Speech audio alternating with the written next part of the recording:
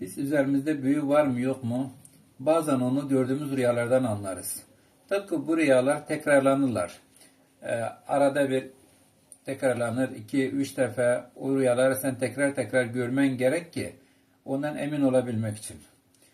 Rüyada toptan yılanlar görürsün. Toptan 2 tane, 3 tane, 5 tane birbirlerine dolanmış, sarılmış bir şekilde görürsün yılanlar. Koma koma yılanlar görürsün hardasa. Tabii ki önemli olan tarafı uyanandan sonra onu hatırlamak. Harda.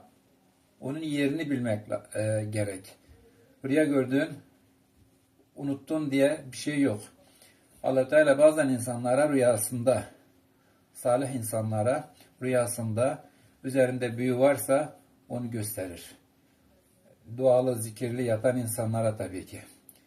Onun için biz bazen o gördüğümüz ilandı, itti, köpekti, canavardı ve bu rüyalar bazen bir şeyler göstermek istiyor Allah Teala bize.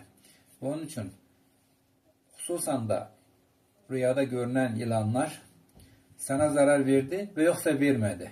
Bazen sana zarar vermesinden biter rüyan, bazen seni kovalamasından, peşinden gelmesi, bazen de rüya sadece yılanları top top böyle komalanmış birbirlerine yılan sarılmış şekilde görürsün onları.